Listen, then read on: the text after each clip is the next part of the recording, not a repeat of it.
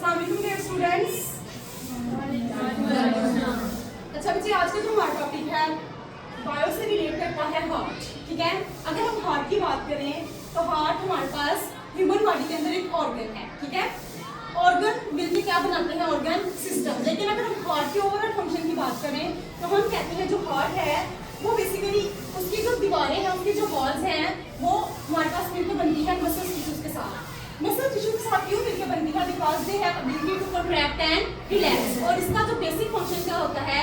They pump the blood throughout the body. ठीक है, अब थोड़ा सा जब हम इसके स्ट्रक्चर की तरफ आए तो हम कहते हैं कि जो हार्ट है बेसिकली इसके 4 चैम्बर्स होते हैं। 2 चैम्बर्स होते हैं वो ऊपर की तरफ होते हैं जिसको हम कहते हैं right atrium and left atrium. ठीक है, और दो हमारे पास जो चैम्बर्स होते हैं वो हमारे पास होते हैं लोअर चैम्बर्स जिसको हम क्या कहते हैं? Right ventricles and lower left ventricles. अब यहाँ पे हम जब इसके स्ट्रक्चर की बात करते हैं तो ये जो 4 चैम्बर्स हैं बेसिकली इनका ही काम है कि इन्होंने किस तरह से हार्ट को हेल्प करवानी है, ब्लड को सर्कुलेट करवानी है।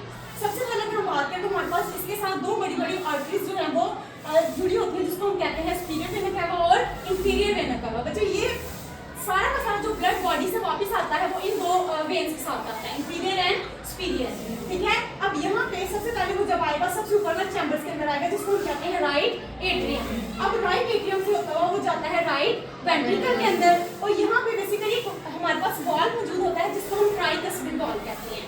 ठीक है, ट्राइकस्पिड वॉल मौजूद होता है जिसके अंदर से ब्लड मूव करता है from right atrium to right ventricles. ठीक है, उसके बाद ये वॉल क्या हो जाता है? बंद हो जाता है। इसका फंक्शन क्या है कि जो ब्लड है वो पीछे की तरफ मूव नहीं कर सकता। उसके बाद बच्चों हमारे पास एक और वॉल मौजूद होता है वेंट्रिकल से नीचे। वेंट्रिकल से नीचे हमारे पास जो वॉल मौजूद होता है उसको हम कहते हैं पल्मोनरी वॉल। क्या कहते हैं उसको? हम पल्मोनरी वॉल। पल्मोनरी वॉल से ब्लड मूव करता हुआ जाता है पल्मोनरी वेन्स के पल्मोनरी आर्टरी से होता हुआ जाता है लंग्स के पास। वहां से डीऑक्सीजनेटेड ब्लड दोबारा से किस फॉर्म में होता है?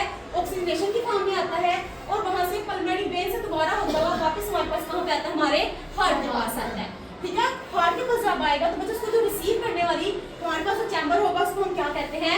Left atrium. ठीक है, अब लेफ्ट एट्रियम से जाता हुआ ब्लड मूव करता है लेफ्ट वेंट्रिकल्स के अंदर। अब लेफ्ट वेंट्रिकल्स के अंदर लेफ्ट एट्रियम और लेफ्ट वेंट्रिकल के अंदर जो वेल मौजूद होता है उसको हम कहते हैं मिट्रल वेव। क्या कहते हैं उसको? Mitral wave. ठीक है, देन हमारे पास ये मिट्रल वेव है जो आपको नजर आ रही है। ठीक है, यहाँ से ब्लड मूव करेगा हमारे पास लेफ्ट वेंट्रिकल के अंदर। अब लेफ्ट वेंट्रिकल से अंदर से होता हुआ ब्लड जाता है जिसको हम कहते हैं एरोटिक वॉल।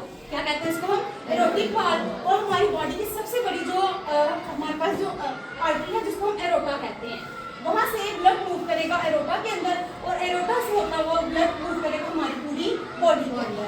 और इस तरह से हमारा जो ब्लड है, जो हमारा हार्ट है वो वर्क करता है एज अ डबल पंप। ठीक है, यानी कि एक तरफ से ब्लड आ रहा है और जो ब्लड आता है उसको हम कहते हैं, जो ब्लड हमारे हार्ट में वापस आता है उसको हम कहते हैं डीऑक्सीजनेटेड ब्लड, जिसके अंदर ऑक्सीजन मौजूद नहीं होती। वो जाता है दोबारा हमारे हार्ट के पास। हार्ट से वापस आता है हमारे लंग्स के पास। वहां से ऑक्सीजन लेकर ऑक्सीजनेटेड होकर वापस हमारे हार्ट के पास आता है